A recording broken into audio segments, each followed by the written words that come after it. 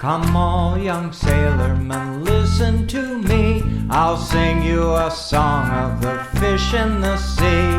Blow, ye winds, westerly, westerly blow. We're bound to the southward, so steady she goes.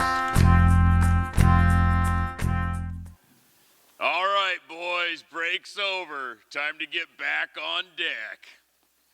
No rest for the wicked. Our next performer will be Edmo. Woo! Shoshone-Bannock tribal member, is a published short story writer, poet, and playwright. He offers guided tours to the She Who Watches petroglyph and other pictographs on the Columbia Gorge, as well as to the Warm Springs Indian Reservation in Central Oregon's high desert country.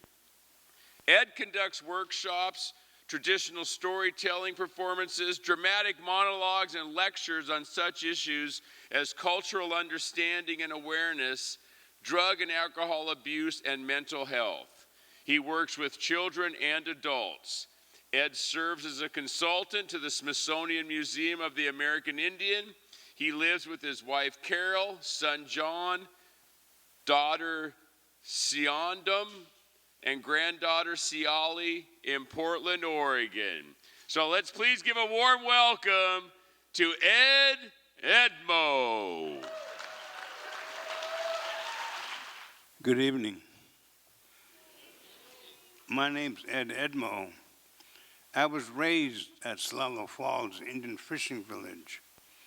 About 35 years ago, I was at a culture conference in Coos Bay. This anthropologist got up and said, Indian fishing is labor intensive. I raised my hand, been Indian fishing? He said, no. It's when it's 100 degrees out. You got 20 pounds of salmon on your back. The salmon's going through the gunny sack, through your t-shirt on your back, walking up the bank, 4 steps, sliding back 3. It's not labor intensive. It's hard work. I did that when I was a boy. Hunting sequence. Hunting Portland, US of A is a Samsung attaché case, Parker pen, notebook, morning cup of coffee. Running toward the door, grabbing Climate bus pass, typewriter milling in the corner. I'm in recovery today. Never did drug or alcohol last night, so got 6 months no alcohol. March 10th, I haven't shot crystal crank. Thank you. Yeah. Haven't shot crystal crank in over 25 years, and heroin over 25 years. There was a friend of mine named Sarah Wood Wortman on KBOO. She had a show called Between the Covers, interviewed William Stafford, and she wanted me to read this poem, Burnside Cowboy. He walks this mean street, Stetson hat is gone, along with the dream. Bus ticket home is gone. Happy are the songs of back home. Maybe he'll stay. He's not used to the rain. Besides, silver spurs won't rust in the hawk shop. Last year, they put my poetry to chamber music at the Reeser Theater. This foam was on hanging in the lobby of the theater. There's been something.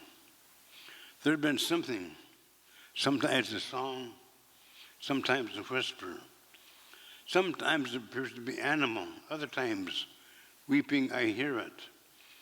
There'd been something that had disappeared from my Mother Earth. I'm not sure what it was. Sometimes at night, come to me in dreams, like the smell of salmon cooking. Remember when the volcano went off? Yeah. I used to read poetry down Tyree's Native American Lit class. And this hippie must have remembered me, took me down to KBOO. And I read this poem that took the tape, flew to DC, and Next night, to blast my voice off a satellite.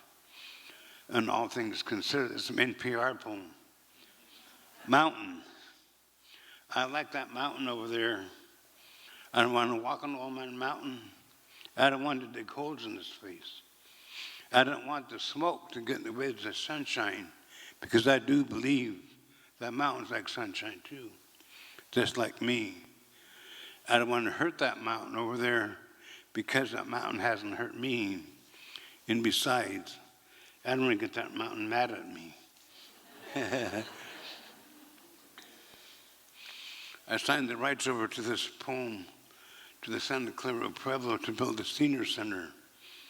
I put my poem on a poster made by Pablito Velarde, really famous Southwest artist. And they go, you're going to have to feed me because I help make money to build your center. Grandfather storyteller, I come to you with thirsty ears. Grandfather storyteller, weaving words of ancient strength, words colored with ageless time, words cured on warm welcome wind, words flowed on rivers of purity. Grandfather storyteller, I come to you wisdom, wisdom that's not yours alone, wisdom I shall share with the children. I was raised at Slala Falls, and they didn't treat us too good. You can accept a fair offer. If not, we're going to condemn your land, bulldoze everything off. Whether Deschutes goes into the Columbia, white man had a gas station and store. He held out for a high price. They told us when they done his the gas station and store, and Mary had brown work pants, brown hat, crying to her in bandana. He never saw a cent for his business. Made an example out of him. Slala Blues. He came automaton, atomic government man with a briefcase in hand, wire-rimmed glasses that hung from his nose. His whining voice came out in a never-ending drone, promising promises again and again. Deafened ears that are paid not to hear. Mouthing heard a pre-recorded briefing session behind armed guards. Again we drowned. I wrote this poem in Scappoose, Oregon. I was somewhere at a friend's place way up in the mountains. There was a postcard about Slala. I wrote this poem. Slala fisherman, you made your nets and tested the knots, seeing that they held.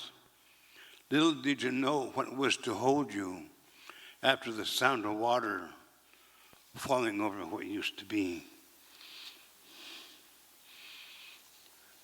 I always keep paper and pencil near me. How many been to Dairy Queen? Dairy Queen veterans? Be honest now. In '82, I was coming back from summer camp. We stopped in Dairy Queen in Florence, Oregon. All-American family sat in the booth. I left my journal in the car, so I grabbed a napkin. I'm writing a poem about me. Pen's running out of ink, so I'm really scratching hard. They're watching me write a poem about them. Pretty precarious situation. Dairy Queen ritual. All-American family sits in summer booth. Tall man in jeans, leather boat shoes. Could be an escaped executive or an attorney away from his briefcase. Teenage girl, bubblegum nervous, hides behind large Coke. Callous mouth mother sits there, blonde hair, ironing board stiff. Could have been 1950s cheerleaders. She tries to hold it together for one more time, for one more trip to the vacation time Dairy Queen. Yeah, thank you. And people that say that same family sends that summer booth every year. Remember when your parents got into a fight, thought end of the world? Scraps of paper. It smells like dried ink.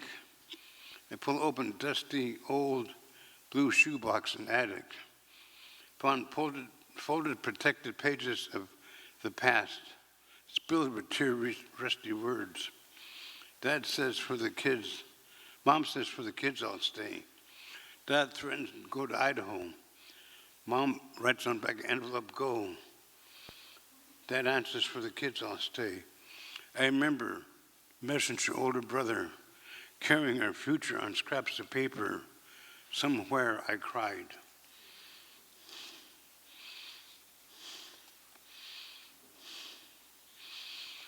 Remember what the 5 and dime store was?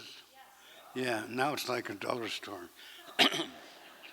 Remember when the world was mud puddle happy.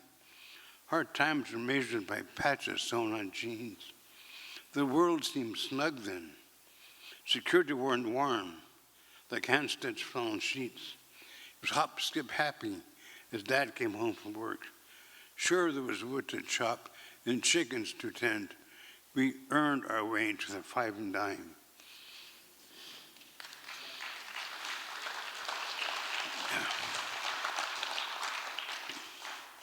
William Stafford really liked this poem. When on the streets, he'd meet with me, Terry Dearest, Earl Thompson, critique of poetry on his break time, raking leaves. I raked leaves today, rake scraping asphalt, churning, memories hurting, gathered dead leaves, memories, pieces of old selves, saved for another day. I wake leaves in a different way. I like riding on a jet plane, especially when someone else pays for it. Yeah. Flying over where Indians led cavalry in circles of doom, riding the iron bird, coffee spilling over. My mind turns on arrowheads, warriors plan. We speak in whispers, plan assault on invaders. The stewardess suggests more coffee. I reach up my weapon, my pen.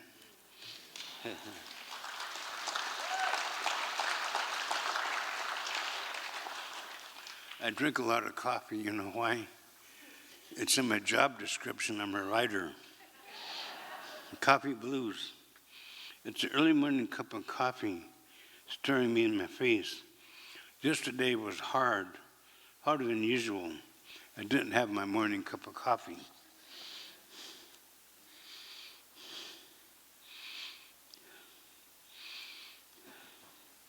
Indian Education Blues, published in 1973 in a collection called The Nation Within in Hamilton, New Zealand. In 97, each featured on Poetry in Motion on the MAX trains and buses. It's that stone at Oregon State University. Look at the main door. To the left of the door, there's a long, low bench. And this poem's in granite. You know what I like about that? I didn't have to die first. Because most poets are all dead white guys, not Indians or women. Indian Education Blues. I sit in the crowded classrooms and learn how to read by Dick, Jane, and Spot. But I remember how to get a deer. I remember how to beadwork. I remember how to fish. I remember the stories told by the old, but Spot keeps showing up. My report card is bad. Thank you for listening. Yeah. Well, it's good night, Joe. Guess we've had us a time. Wore a hole through them cards and you took my last dime. But you ain't beat me yet. You've had plenty of time. Ain't there nothing two old fools can't do? Better get on your way. There's a breeze blowing easterly. You're a slowpoke and it's no joke. You ain't what you used to be. Those clouds on the moon make it harder than hell to see, and you know it's a long way to go. And it's good night, Joe. Don't forget to put plenty of coal on the fire.